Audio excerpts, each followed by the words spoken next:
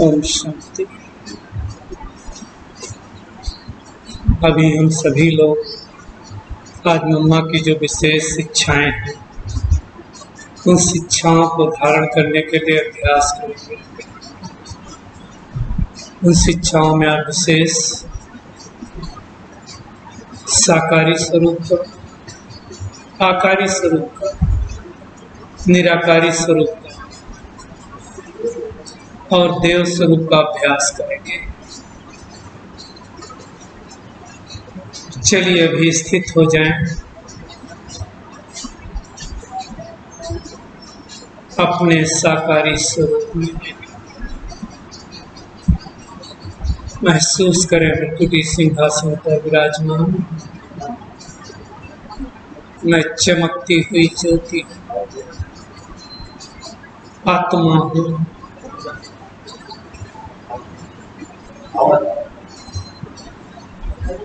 बिल्कुल चमकता हुआ स्टार इस तन के अंदर विराजमान। इस तन की मालिक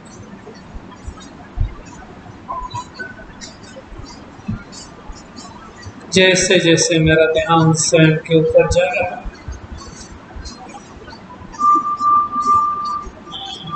इस साकारी तन धीरे धीरे आकारी होता जा रहा है।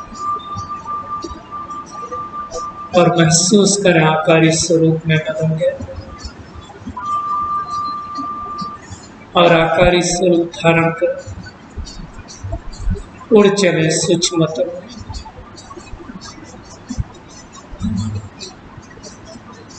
प्यारे बाप दादा के सम्मुख,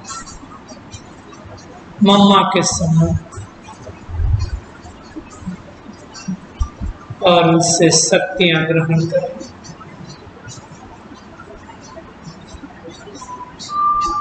पावरफुल क्रिया बाप दादा से हमारे ऊपर मैं संपूर्ण फरिश्ता बनता जाऊं। डबल लाइट फरिश्ता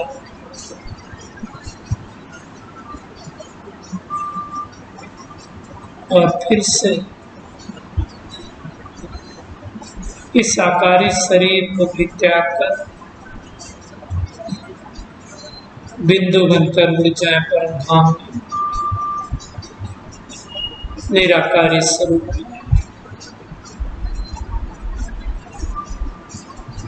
प्यारे बाबा के संग कितनी भाग्यशाली आत्मा हो। गार्डली यूनिवर्सिटी का स्टूडेंट बना, गार्ड खुद टीचर बनकर हमें पढ़ाते हैं।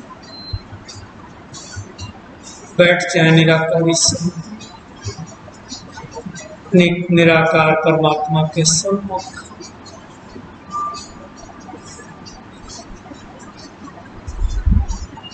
उनकी शक्तिशाली कृपा से मैं सतो प्रधान बनता जा रहा हूं।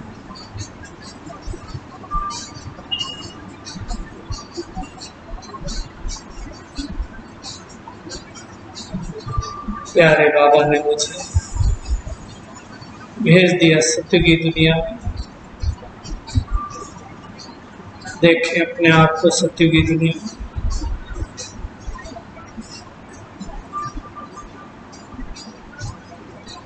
प्रिंस प्रिंसेस के स्वरूप में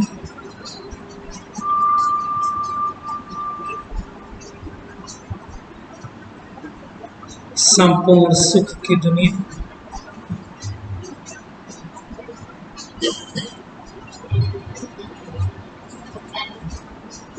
लक्ष्मी नारायण राजगद्दी पर बैठे हुए और उनकी राजगद्दी के वारिस बच्चे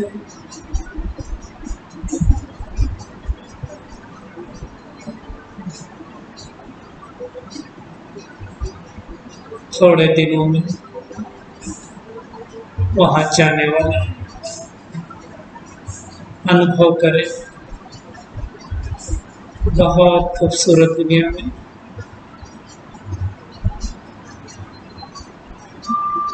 हमारा पदार्पण हुआ।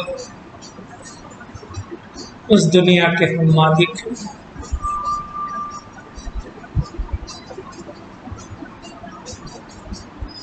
फिर से वहां से वापिस आ जाएं अपने साकारी स्वरूप में, अर्थात ब्राह्मण स्वरूप में।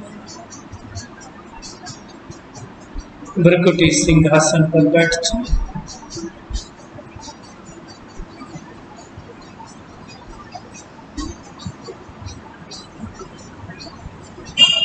चमकता हुआ स्टार, इस शरीर का मालिक मैं, इस तन में अवतरित हुई आत्मा,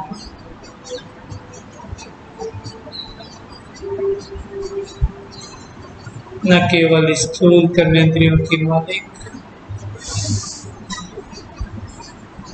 अपितु सूक्ष्म कर्मेंद्रियों की भी मालिक हूँ। एकदम आत्मिक स्थिति में स्थित हो जाए और इसी स्थिति में थोड़ी देर स्थित रहेंगे।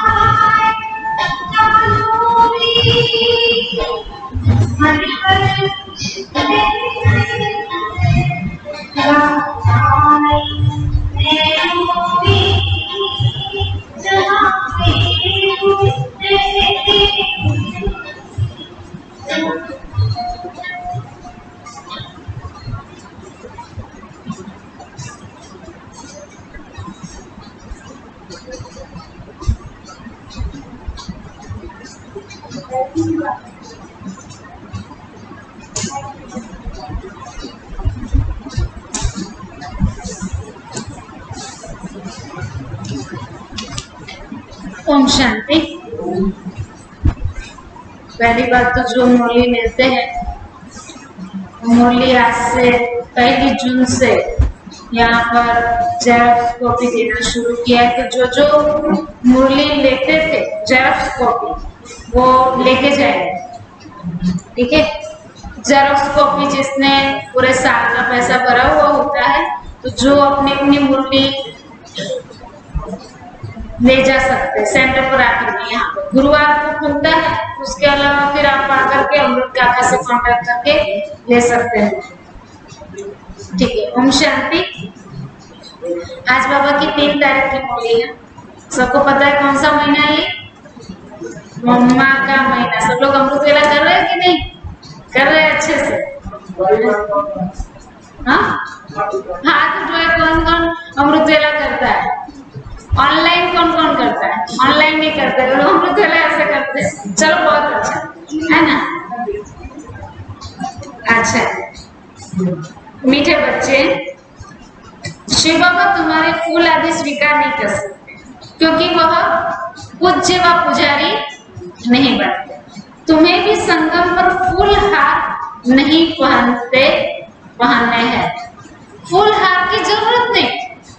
सत्युग में देवता बनेंगे, अभी हम बने नहीं है ना। प्रश्न, भविष्य राज्य तत्व के अधिकारी कौन बनेंगे? उत्तर, जो भी माता पिता के दिल तत्व को जीतने वाले हैं वही भविष्य तत्व नशीब बने। बंदर है बच्चे माता पिता पर भी विजय प्राप्त करते, मेहनत कर माता पिता से भी आगे जाते, माता पिता से भी आगे जाते, मेहनत करो तो। आज का गीत है, छोड़ भी दे आकाश सिंहासन। ओम शांति। मीठे मीठे सिकलते बच्चों ने गीत सुना। इस गीत में सर्वव्यापी का ज्ञान तो उड़ जाता है। छोड़ भी दे आकाश सिंहासन, इसका मतलब यहाँ पे नहीं है, इसलिए हम उसको बुलाते हैं।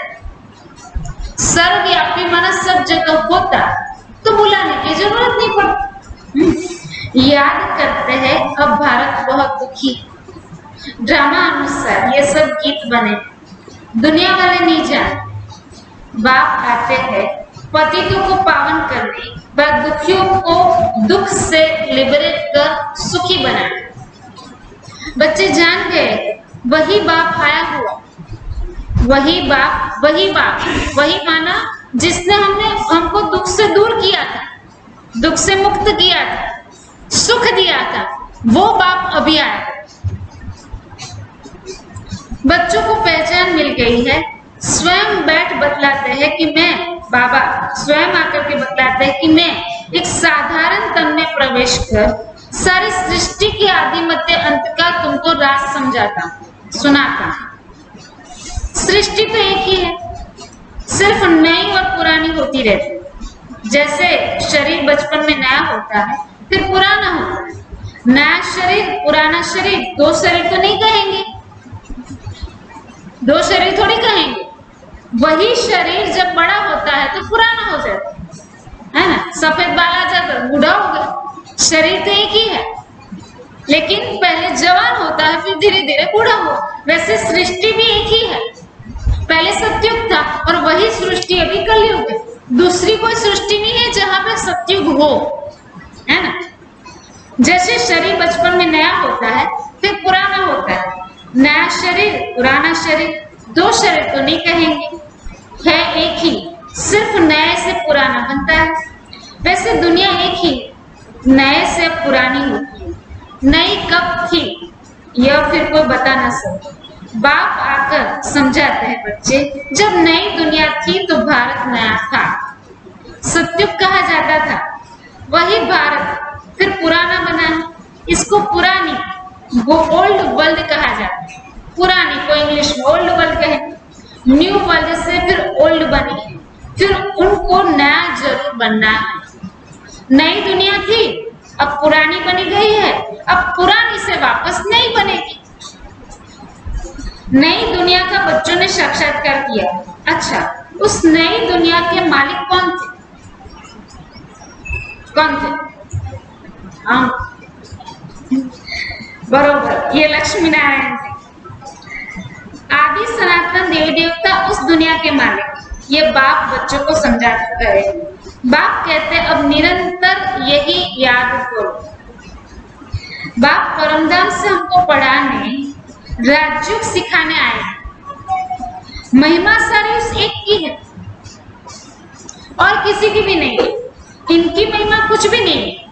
आज पूरी मुरली में बाबा ने बार बार ये समझाया है, बताया है कि इसको याद नहीं करना।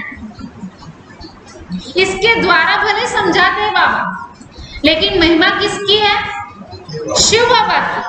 भगवान कौन है? कोई आके पूछे आपको, अब हॉल में मैं नहीं हूँ और आप यहाँ बैठे हो और आपका संबंधी कोई आया और कहे कि ये आपके भगवान है, तो आप क्या कहेंगे? ब्रह्मा बाबा भगवान है?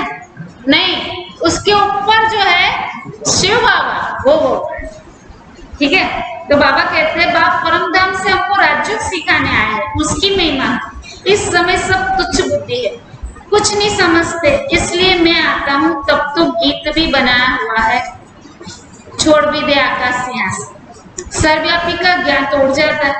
हर एक का पार्ट अपना अपना, हर आत्मा का अपना अपना पार्ट है।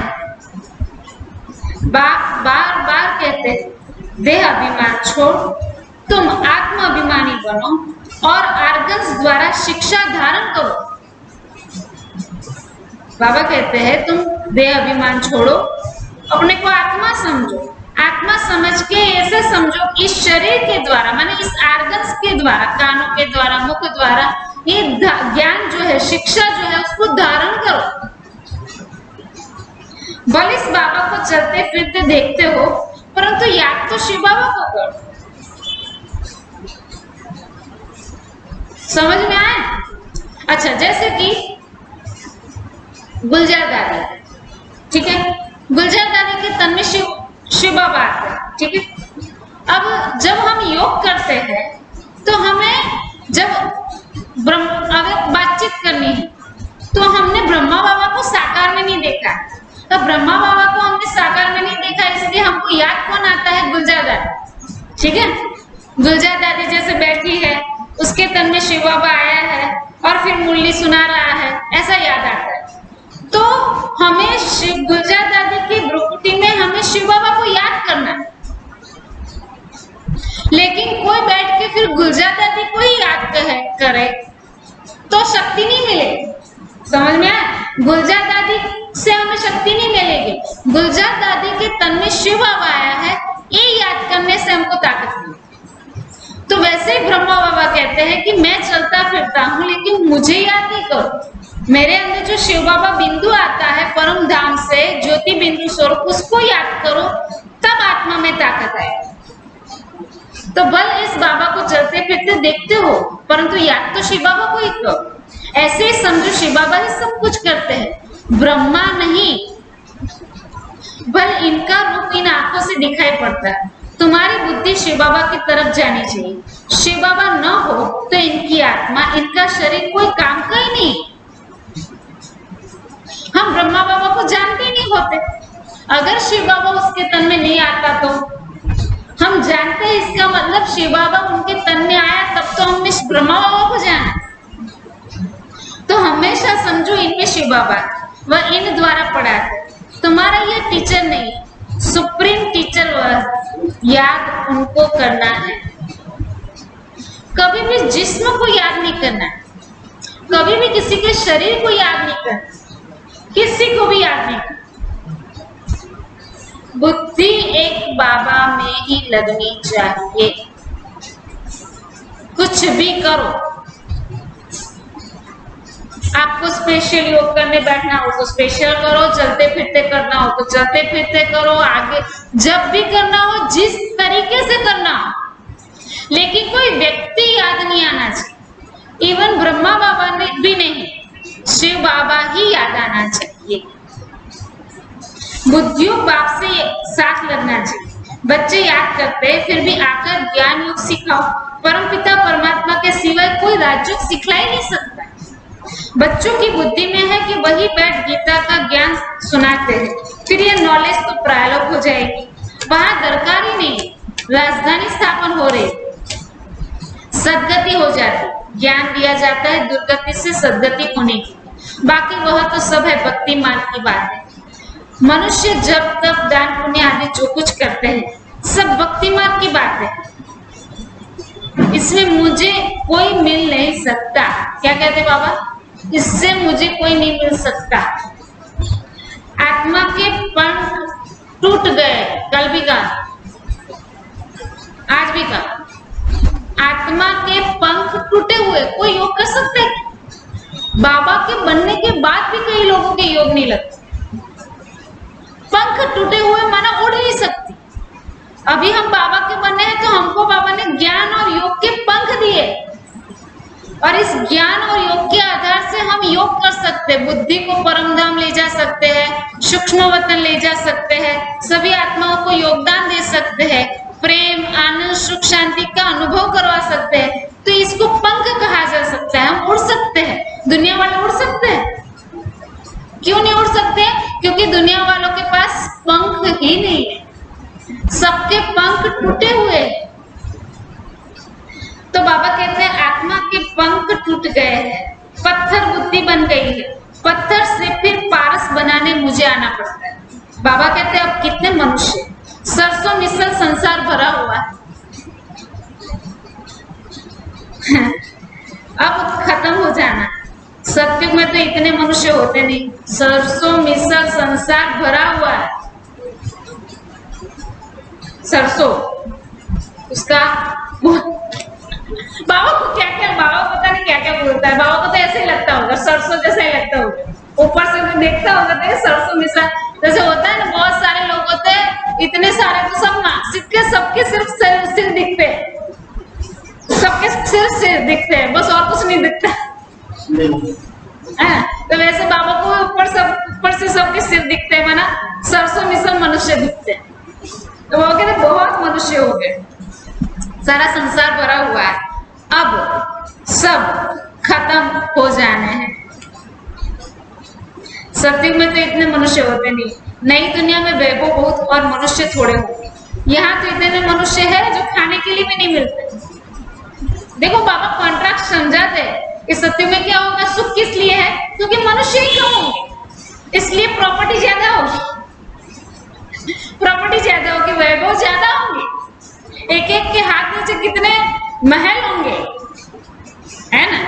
क्यों? क्योंकि व्यक्ति कम। बाबा कहते हैं अभी तो इतने सरसों मिसल है, खाने को भी नहीं मिलता है, स्वाभाविक है। हाँ, सत्युग में उल्टा, वहां पर आदमी कम, वैभव ज्यादा। पुरानी रेतीली जमीन है, अभी रेतीली हो गई, फिर नई हो जाएगी।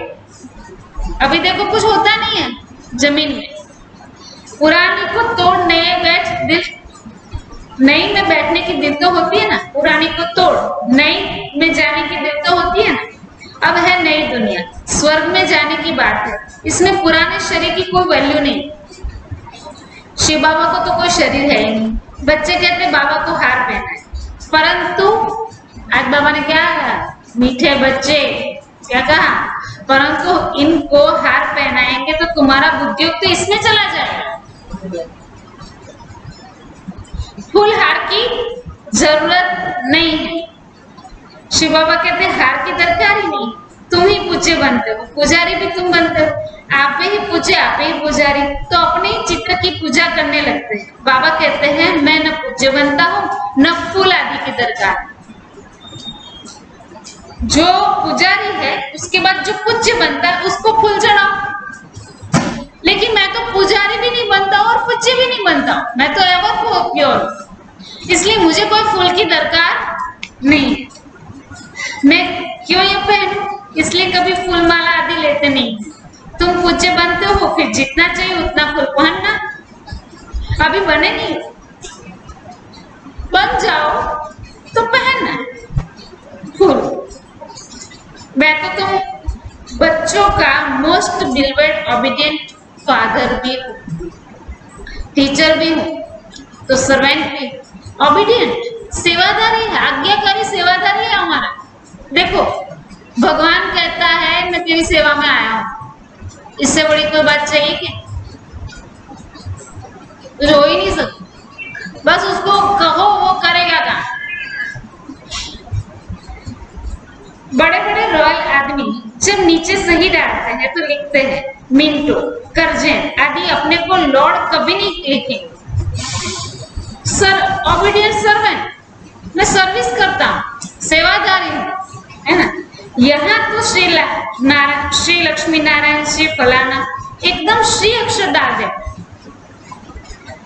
तो बाप बैठ समझाते अब इस शरीर को याद नहीं करो, अपने को आत्मा निश्चय करो और बाप को याद करो। इस पुरानी दुनिया में आत्मा और शरीर दोनों ही पतित है। सोना 9 कैरेट होगा तो जेवर भी 9 कैरेट। स्वाभाविक नियम है, जैसा सोना होगा वैसा ही उसका जेवर बनेगा। सोने में खाद पड़ती है। आत्मा को कभी निर्लेप नहीं समझना चाहिए, आत्मा में भी खाद पड़ती, ये समझाना पड़ता है, क्योंकि लोगों को लगता है आत्मा को तो कोई लेप छेप लगता ही नहीं, आत्मा तो निर्लेप है। अरे नहीं, आत्मा को ही तो लेप छेप लगते हैं। बोलती, मारती, काटती, जो भी कुछ करती वो कौन करती है? आत्मा ही तो करती है। तो बाबा कहते हैं आत्मा को कभी निर्लेप नहीं समझना चाहिए, ये ज्ञान तुमको अभी है। तुम आधा कल्प के जन्म के लिए प्रारब्ध पाते हो तो कितना पुरुषार्थ करना चाहिए, परंतु बच्चे घड़ी घड़ी भूल जाते हैं। शिव बाबा ब्रह्मा द्वारा हमको शिक्षा दे रहे हैं, ब्रह्मा की आत्मा भी उनको याद करती है। ब्रह्मा विष्णु शंकर है सूक्ष्म वतन वासी, बाप पहले सूक्ष्म सृष्टि रचते हैं। निर्वाण धाम उच्चते उच्च धाम है, आत्माओं का निर्वाण धाम सबसे उच्च है। एक भगवान को सब भक्त याद करते हैं, परंतु तमो प्रधान बन गए हैं तो बाप को भूल टिक्कर बिक्कर सबकी पूजा करते रहते हैं। हम जानते हैं जो कुछ चलता है ड्रामा शूट होता जाता है। ड्रामा में एक बार जो शूट होती है, समझो बीच में कोई पंछी आदि उड़ता है तो वही घड़ी घड़ी रिपीट होता रहेगा। बार बार देखो तो फिर वही बार बार वही दिखेगा, वही रिपीट होगा। एक बार जो शूट होगा वो फिर कभी चेंज नहीं हो। दुनिया में पिक्चर जो बनते उसमें चेंज हो, यहाँ पे चेंज नहीं। आपने किसी से झगड़ा किया, 5000 साल के बाद सेम झगड़ा करोगे। किसी को लाठी से मारा, 5000 साल के बाद वापस लाठी से मारो। कोई गंदा काम किया, चोरी किया, झूठ बोला, तो 5000 साल के बाद वापस करो, चेंज नहीं होगा। इसलिए चलो हो गया है तो उसको भूल जाओ, कोई बात नहीं, लेकिन आज के बाद ऐसा कोई कर्म नहीं करना है जिसके कारण हमें पश्चाताप करना पड़े।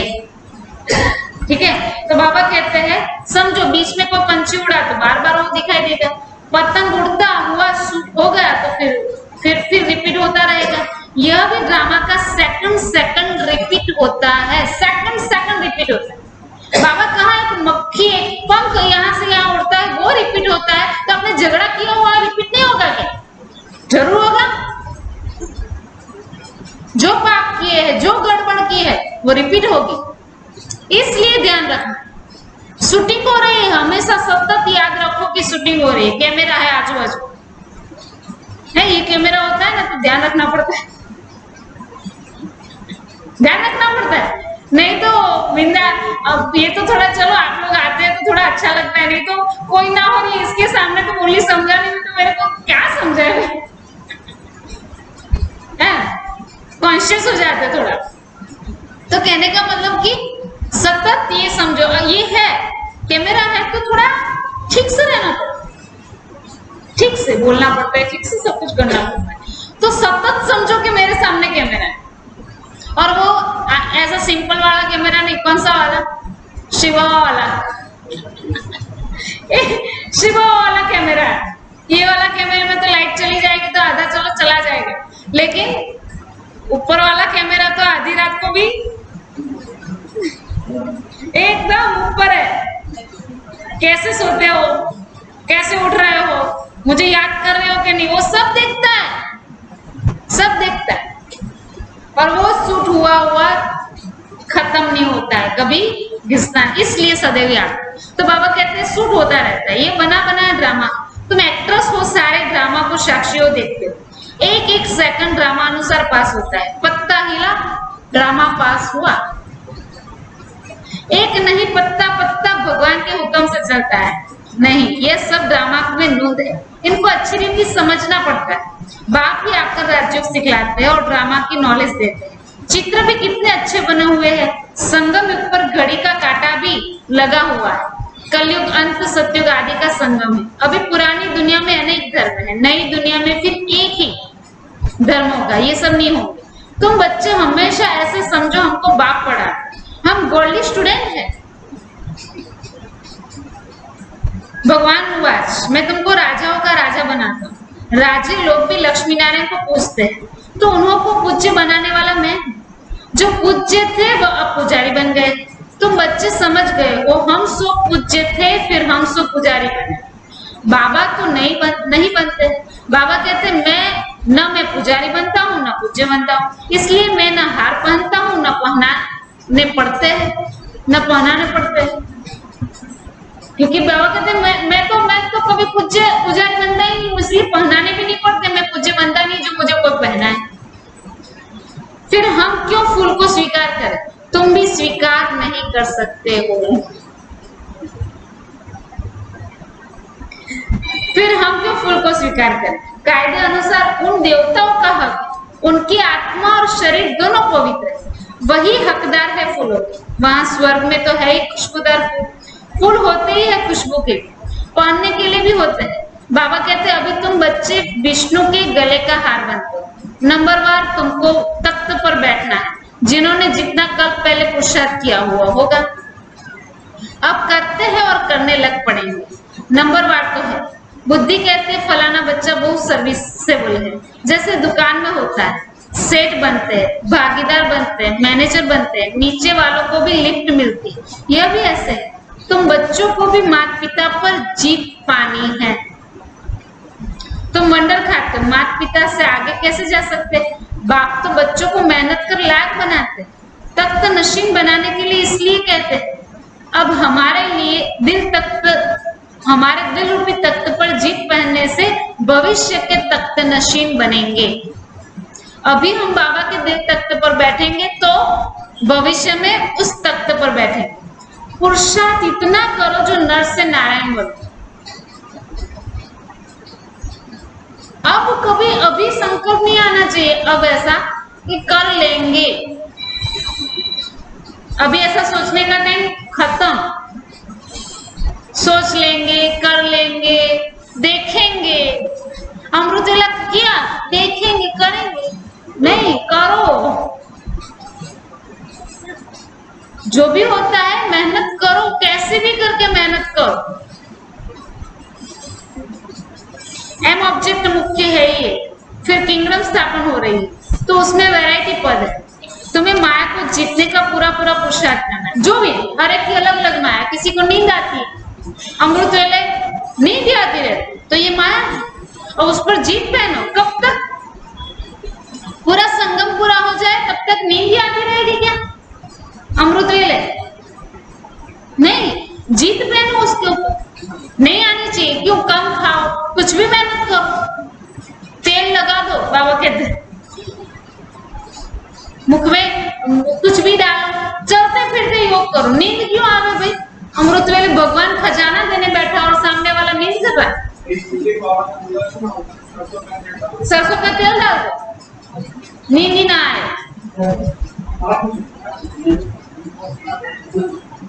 तो कुछ भी करो भाई,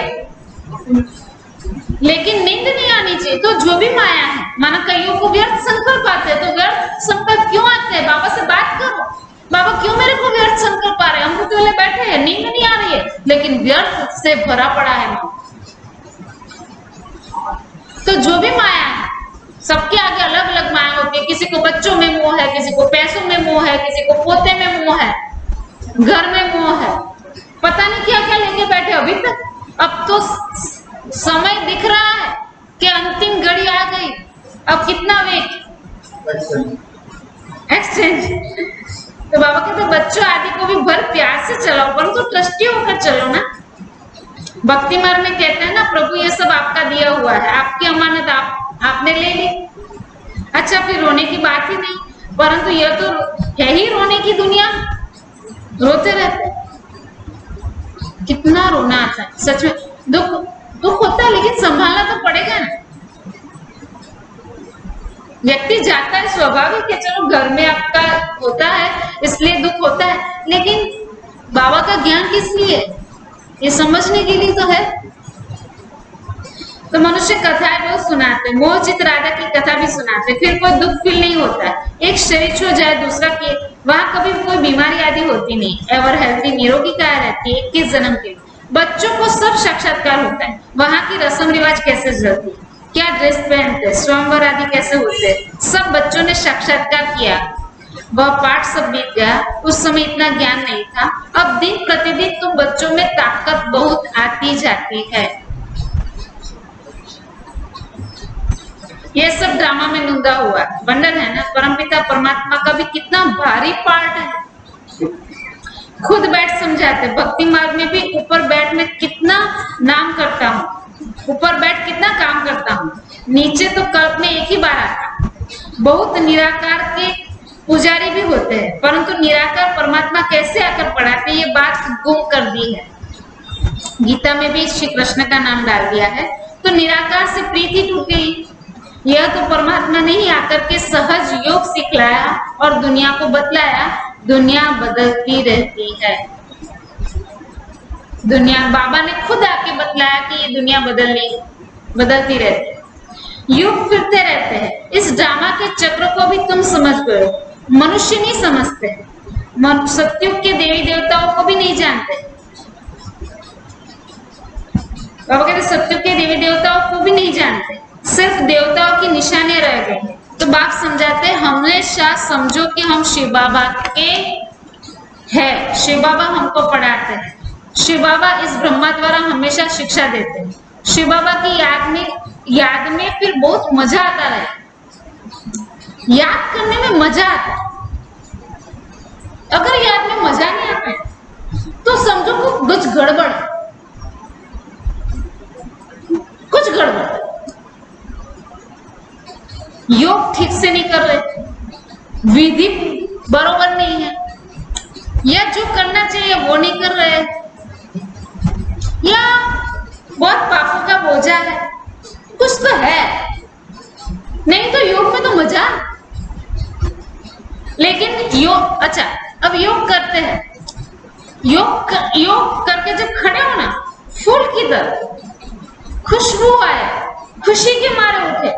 अभी यहाँ योग करते हैं, थोड़ा ज्यादा योग है तो इसका मतलब गड़बड़ है, कुछ गड़बड़ है।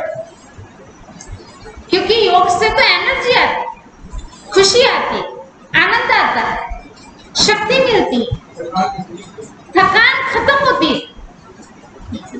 तो ये तो थकान लगी, तो इसका मतलब गड़बड़ हुआ ना कुछ। तो कहाँ पे गड़बड़ है? बैठने में गड़बड़ है, योग करने में गड़बड़ है, सोचने में गड़बड़ है, कुछ तो है। या खाना भर भर के खा के बैठे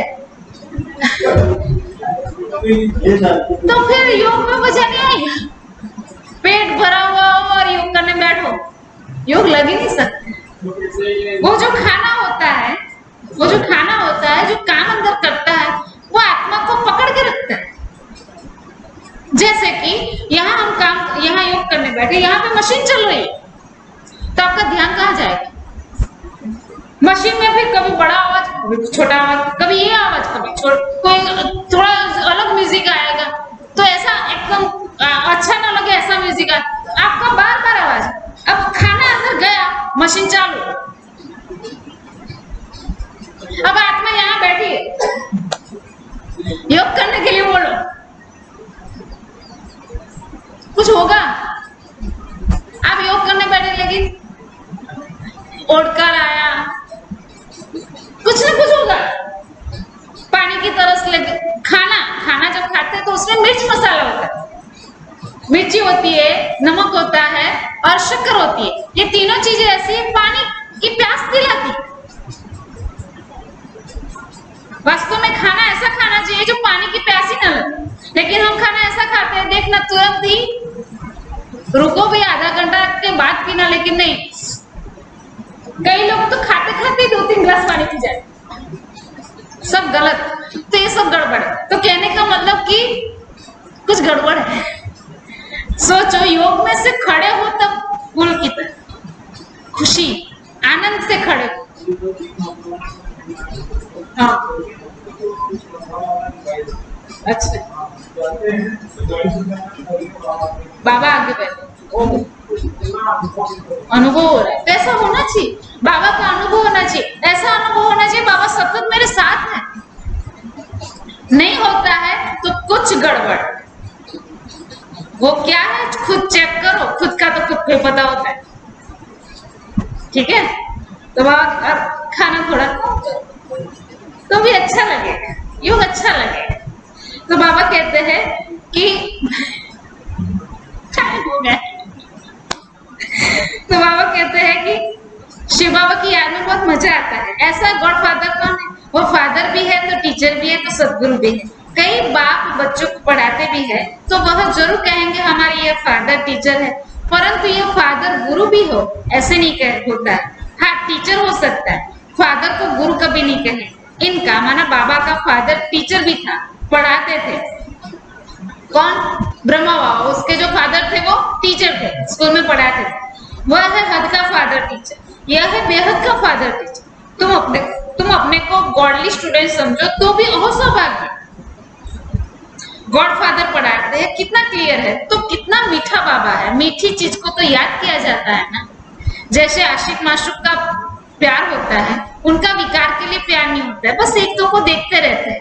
तुम्हारा फिर है आत्माओं का परमात्मा के साथ योग। आत्मा कहते बाबा कितना ज्ञान का सागर, प्रेम का सागर है। इस पतित दुनिया, पतित शरीर में आकर हम कितना उच्च बनाते हैं।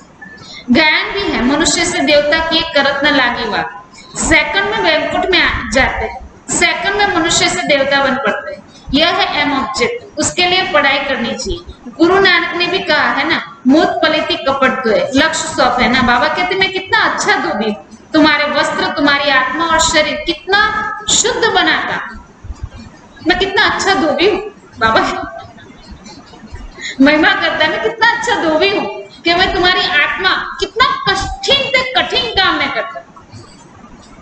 शरीर के कपड़े धुल साफ करना इजी है, वो तो इजी है, लेकिन आत्मा को साफ करना, मन को शुद्ध करना, मन जो एक सेकंड भी स्थिर नहीं रहता, और उस मन को साफ करना, अब पकड़ा ही नहीं जाता।